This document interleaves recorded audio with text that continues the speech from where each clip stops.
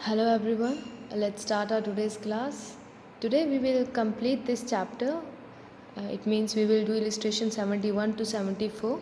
So let's start with illustration 71. On 31st March 2018, the balance sheet of P, Q and R, who were partners in a firm, was as under.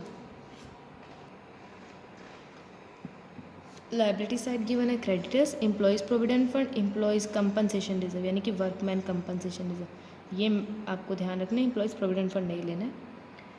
Contingency reserve, ये भी एक तरह का reserve होता है जो uncertainty के लिए बनाया जाता है, इसे भी ठीक करना है. कैपिटल है, asset side building investment debtor P R, stock and cash है.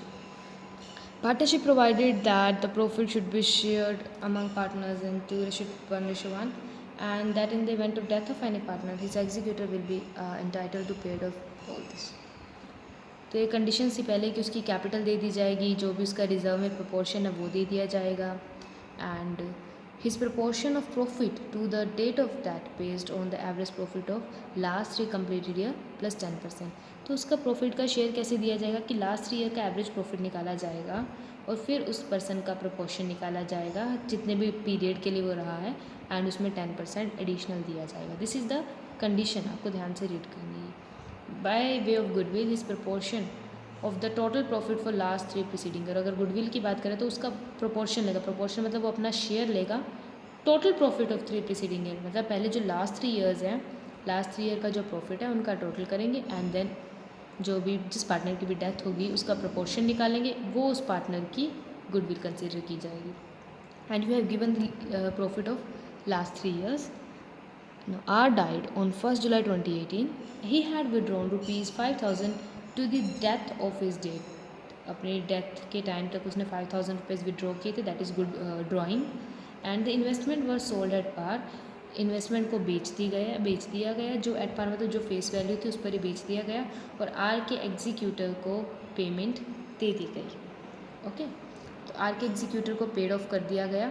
You have to prepare partners capital account, R's executive account, ये आपके क्वेश्चन सिलेबस में नहीं है, बट इस क्वेश्चन में बहुत ही छोटा सा आर्स एग्जीक्यूटिव अकाउंट हम एक बार देख लेंगे कि होता क्या और कैसे बनाया जाता है. ठीक है, and balance sheet of the surviving partner P and Q. तो स्टार्ट करने से पहले क्या बनाएंगे, सबसे पहले पार्टनर्स कैपिटल अकाउंट बनाते हैं, उसमें जो भी पोर्शन देने के वो दे देते हैं. ठीक है, फॉर्मेट इज़ रेडी. तो स्टार्ट करेंगे हम ओपनिंग बैलेंसेस से. पी क्यू आर के बैलेंसेस गिवन है 15, 10 and 10 by balance P D 15,000, 10,000 and 10,000. Next is reserve distribute कर देंगे जो भी बैलेंस शीट में है, क्योंकि हमें पता है कि एम्प्लॉय कंपनसेशन रिजर्व है, उसके अगेंस्ट कोई क्लेम नहीं है, तो पूरा का पूरा ही डिस्ट्रीब्यूट कर देंगे in all ratio. Ratio is 2:1:1 by employees compensation reserve 8,000 है. इसे 2:1:1 में करेंगे तो आ जाएगा 4 से डिवाइड 4,000, 2,000 एंड 2,000. ठीक है, next is by contingency reserve.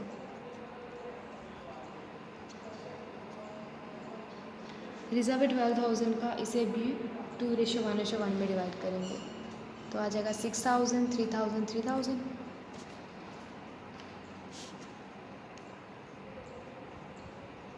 ठीक है, सब रिजर्व डिस्ट्रीब्यूट हो गए.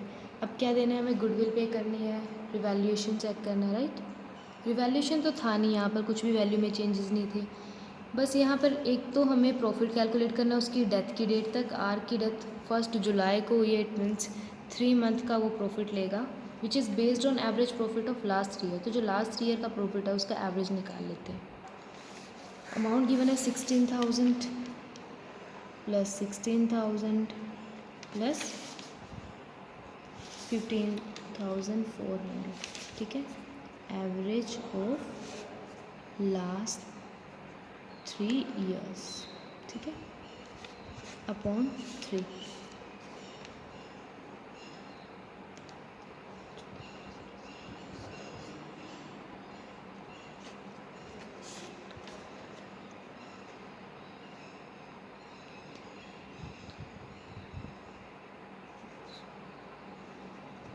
तो 15,800 आ गया एवरेज प्रॉफिट। कब तक वो रहा है?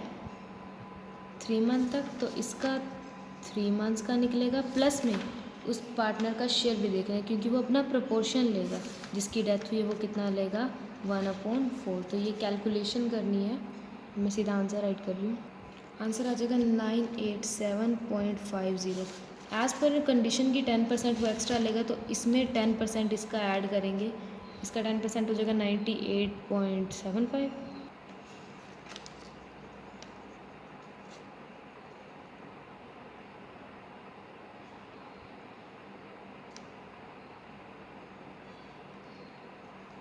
तो इसे 1086 ही हम ले लेते हैं, राउंड ऑफ कर लेते हैं।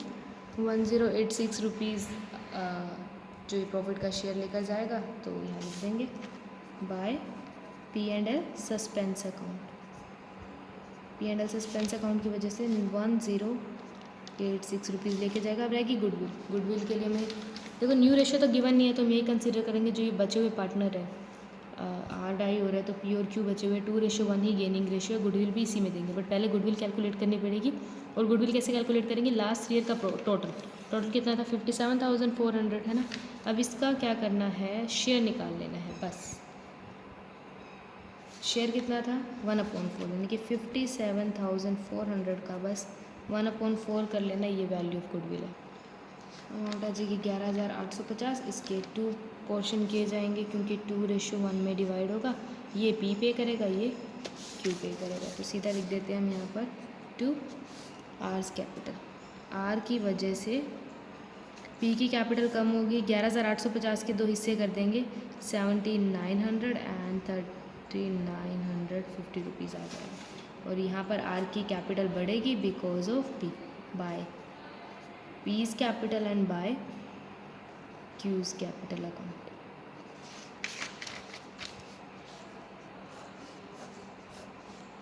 P की कैपिटल जो है वो कितनी थी? कम हुई 7,900 से, तो R की बड़ी होगी इधर 7,900, 3,950 सब पे कर दिया। अब बारी आएगी बैलेंसेस निकालने की। और जो R का जो भी बैलेंस आएगा, लिखा हुआ है कि R के एग्जीक्यूटर को पे किया, तो यहाँ पर तो सिर्फ सारा अमाउंट एग्जीक्यूटर में ही ट्रांसफ़र होगा। यहाँ कैश मत लिख देना क्योंकि हमें R के एग्जीक्यूटर को ट्रांसफ़र करना है, ठीक है। R एग्जीक्यूटर अकाउंट, चाहे पेमेंट कर दिया, यहाँ बैंक नहीं आएगा बिकॉज R के एग्जीक्यूटर को दे रहे, R को नहीं दे रहे। तो R की जो कैपिटल का जितना भी बैलेंस होगा वो R के एग्जीक्यूटर में ट्रांसफ़र होगा, ठीक है। बैलेंसेस में सीधा लिख रही हूँ यहाँ।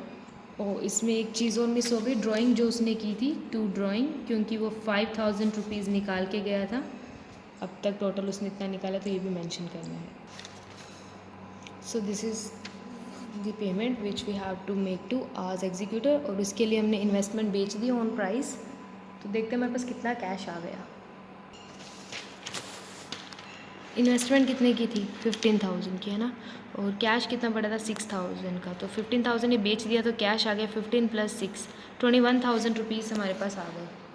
बट जो 5,000 है विड्रॉ किए थे ये रहे, तो वो कैश से चले भी गए थे। 5,000 जो विड्रॉ किए थे वो कैश से चले गए थे। 21 में से 5 गए, कितने रह गए? 16,000। तो अब बिज़नेस के पास, फर्म के पास ओनली 16,000 रुपीज़ कैश अवेलेबल है। बाकी के लिए बैंक का लोन ले लिया जाएगा या फिर बैंक ओवरड्राफ्ट में डाल दिया जाता है, ठीक है। तो फिलहाल हम बैंक लोन कंसिडर कर रहे हैं। यहाँ पे बैंक लोन ले लिया गया है, जितनी भी अमाउंट पेंडिंग है पे करने, क्योंकि आर को तो पूरा पे कर रहे हैं हम, आर के एग्जीक्यूटर को तो पूरा पे कर रहे हैं। मैंने बताया था कि आपको एक आर का एग्जीक्यूटर अकाउंट और बताऊंगी कैसे होता है। आर का एग्जीक्यूटर क्या है? आर एग्जीक्यूटर क्या आपकी लाइबिलिटी है, और लाइबिलिटी जब बढ़ती है तो उसे क्रेडिट साइड शो किया जाता है, और जब कम होती है तो डेबिट साइड शो किया जाता है ना। तो आर की कैपिटल को आर के एग्जीक्यूटर में ट्रांसफ़र कर दिया गया, तो आर की कैपिटल की वजह से एक लाइबिलिटी बढ़ गई, इसलिए आर्स कैपिटल अकाउंट क्रेडिट में दिखाएंगे। See as you can see here, ठीक है। ये आर्स एग्जीक्यूटर अकाउंट है, ये बाय आर्स कैपिटल, बिकॉज क्या आर की कैपिटल की वजह से एग्जीक्यूटिव अकाउंट बढ़ गया था। और सीधे यहाँ पे टू बैंक लिखेंगे, यहाँ कोई बैंक लोन वगैरह नहीं आएगा, आर के एग्जीक्यूटिव को पूरी पेमेंट करे। बट हाँ, हमने लोन ली है, वो आपको ध्यान रखना है कि अब ना तो यहाँ कैश दिखाएंगे क्योंकि कैश का बैलेंस ज़ीरो हो गया, ना यहाँ पर इन्वेस्टमेंट दिखाएंगे क्योंकि इन्वेस्टमेंट भी ज़ीरो हो चुकी है, हमने सेल कर दी है। अब इवन जो पैसा कम पड़ा था वो उसका हमने लोन लिया। एंड एक और चीज़ आपको याद रखनी है कि जो P&L सस्पेंस अकाउंट क्रिएट करते हैं पे करने के लिए, वो भी बैलेंस शीट में दिखाया जाता है। शायद मैंने पहले वाले क्वेश्चन में आपको बताना रह गया था, बट ये बात आपको याद रखनी है कि P&L suspense account balance sheet में दिखाया जाता है, क्योंकि ये भी प्रॉफिट हुआ नहीं है, ये डिस्ट्रीब्यूट नहीं हुआ है, ये जो बस जिस पार्टनर की डेथ हुई है उसे उसका शेयर इन एडवांस पे कर रहे हैं। ठीक है, let's move to the 72nd illustration. Aarti Bharti and Seema are partners sharing profit in 3:2:1, and the balance sheet was as follow: bills payable, creditor, contingency reserve, capital building, cash in hand, bank debtor, BR stock and investment. Further information is given that Bharti died on June 12, 2015, and according to the deed of the said partnership, her executor are entitled to be paid as under. बस यहाँ पे जो important है वो 12 जून की death हुई है, तो you have to calculate the days. Okay, कितने डेज हुए calculated? When you calculated remember कि 12 जून भी काउंट होगी. सो अप्रैल के 30 डेज, मई के 31 डेज एंड जून के 12, so the total will be 73 days. And the capital उसकी जो दी जाएगी और साथ साथ इंटरेस्ट 10% पर एनम दिया जाएगा. You have to pay 10% interest, and interest will be calculate on 73 days. Remember that Bharti की जो भी कैपिटल है 12,000, इस पर 10% फॉर 73 डेज दिया जाएगा. हर proportionate share of reserve fund, जितना भी उसका रिजर्व में हिस्सा बनता है उसका शेयर दे दिया जाएगा. भारती का शेयर है 2/6, that is 1/3. Her share of profit for intervening period will be based on the sale during that period. जितनी सेल हुई है उस अकॉर्डिंग दिया जाएगा, which were calculated as 1 lakh. तो उस पीरियड में, इंटरवेनिंग पीरियड जब तक उसकी डेथ हुई है तब तक 1 लाख रुपीज़ जो है सेल हुई थी. And the rate of profit during past year had been 10% on sale. तो प्रॉफिट कितना हो जाएगा इसका? 10%. रिमेंबर दैट ये 10% जो प्रॉफिट है 10,000 ये तीनों पार्टनर का हमें सिर्फ और सिर्फ भारती का कैलकुलेट करना है.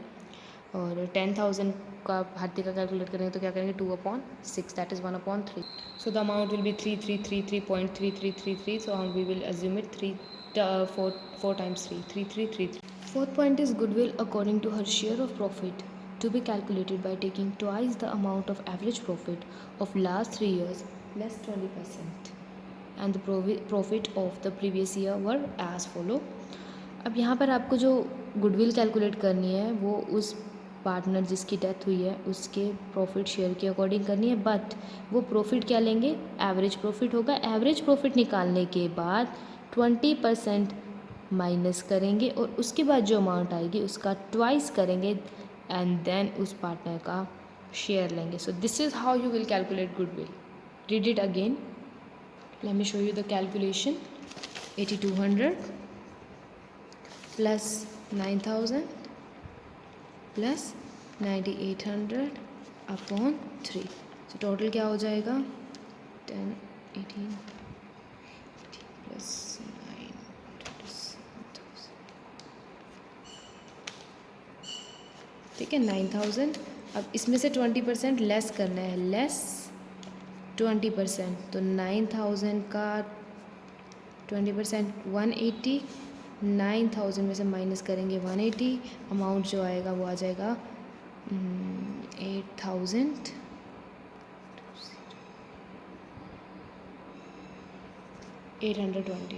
आगे इसका मिस्टेक है, हाँ यहाँ 1800 आएगा तो इसलिए अमाउंट आएगा 7200. एंड 7200 का डबल करना है, जिससे आपको वो डबल करने के बाद आ जाएगी गुडविल. एंड देन भारती का शेयर लेना है. जो भारती का शेयर है वो क्या है? 2/6. ठीक है, तो इस तरीके से आपको कैलकुलेट करना है. सीधा कैलकुलेशन कर देती हूँ तो अमाउंट आ जाएगी आपकी 4800 रुपीज़. ये गुडविल का शेयर भारती मांगेगी. किन से मांगेगी? रिमेनिंग पार्टनर आरती एंड सीमा से. देखते हैं क्या नया रेशो गिवन है. न्यू रेशो नहीं गिवन तो जो इनका ओल्ड रेशो 3:1, यही रेशो क्या कंसिडर किया जाएगा? ये न्यू रेशो कंसिडर किया जाएगा, यही न्यू रेशो कंसिडर किया जाएगा. तो इसे 3:1 में ये जो इसका 3/4 पोर्शन है ये आरती पे करेगी और 1/4 पोर्शन सीमा पे करेगी. तो डिवाइड करेंगे 3600 एंड 1200 आ जाएगा. सो यही था इस क्वेश्चन में. आपको बस जर्नल एंट्री करनी है और कैपिटल अकाउंट बनाना है. Now let's move to the next illustration. 73rd illustration भी बिल्कुल सिंपल है. इसमें बस आपको कैपिटल कैलकुलेट करते हुए ध्यान रखना है. देखो जहाँ पे कहा है कि Puneeta died on 30 September. She had withdrew 44,000 from her capital on July 1, 2013. And उसकी डेथ 30 सितंबर को ही है, बट 1 जुलाई को वो 44,000 निकाल चुकी थी। इट मीन्स 1 जुलाई तक तो पुनीता की कैपिटल 1,44,000 रहेगी, बट आफ्टर 1 जुलाई पुनीता की कैपिटल कितनी हो गई होगी, 1 लाख हो गई होगी। तो 3 मंथ के लिए, that is for April, May and June, 3 month के लिए तो आप 1,44,000 पे इंटरेस्ट चार्ज करोगे 8%, and for further 3 months 1 lakh पे 8% चार्ज करेंगे, ठीक है। And for 3 months, remember that. बस यही पॉइंट नया था, और ये I think interest on capital वाला पॉइंट याद होगा जब हमने फंडामेंटल और पार्टनरशिप किया था। जब आप ये चैप्टर्स करते हो सब कुछ ओल्ड एंड न्यू सब मिक्स होकर आता है, तो ध्यान रखना है। बाकी इस क्वेश्चन में कुछ नहीं है, एक लास्ट में है कि जो गुडविल है वो लास्ट 4 ईयर के एवरेज प्रॉफिट पर कैलकुलेट करनी है, और यहाँ क्वेश्चन में last 3 year, I mean 3 year का गिवन है। देखो 2009 से 10, 10 से 11, 11 से 12, और ये 31 मार्च 2013, तो 12 से 13 वाला प्रॉफिट कहाँ गया, तो उसके लिए कंफ्यूज नहीं होना। बैलेंस शीट देखो, यहाँ जो P&L अकाउंट गिवन है ये लॉस हुआ है, आप P&L का एसेट साइड है तो क्या हुआ, लॉस, और ये 2012 से 13 वाला लॉस है। तो जो चौथा जो बिल्कुल ही आपका प्रीवियस ईयर था वो उसका प्रॉफिट एंड लॉस अकाउंट का की इंक्वायरी आप बैलेंस शीट से ले लेंगे, ठीक है। दैट्स इट, मतलब इसमें बस यही था और कुछ नहीं था। आपको पुनीता का कैपिटल अकाउंट बनाना है, सेम जो जैसे बनाते आ रहे हैं। 74th इलिस्ट्रेशन देखो, 74th इलिस्ट्रेशन सेम है, बस इसमें एक न्यू जो पॉइंट डिफरेंट है वो ये है कि इस पॉइंट में जो प्रॉफिट का शेयर है वो लास्ट ईयर के प्रॉफिट के अकॉर्डिंग डिवाइड किया जाएगा। लास्ट ईयर जितना प्रॉफिट हुआ था उस अकॉर्डिंग जो है जिस पार्टनर की डेथ हुई है वो प्रॉफिट लेगा। अच्छा, अगर किसी साल लॉस हो जाता तो क्या होता, तो जिस पार्टनर की डेथ हुई है वो लॉस भी लेता। जैसे कि इस केस में हुआ है P&L अकाउंट 60,000 रुपीज़ लॉस हुआ था लास्ट ईयर, तो जैसे उससे प्रॉफिट देकर उसका शेयर बढ़ा देते थे, कैपिटल बढ़ा देते थे, वैसे ही अब इसकी कैपिटल कम भी करेंगे, ठीक है। एंड इस क्वेश्चन में जो लास्ट पॉइंट है यहाँ पर कैपिटल एडजस्टमेंट की बात हुई है वो सिलेबस से कट हो चुका है, सो उसे लीव कर देना। That's it for today. Even ये चैप्टर कंप्लीट हो गया है, कंप्लीट चैप्टर आपको ट्राई करना है। In case of any problem you can contact me any time. Hope you understand. Thank you.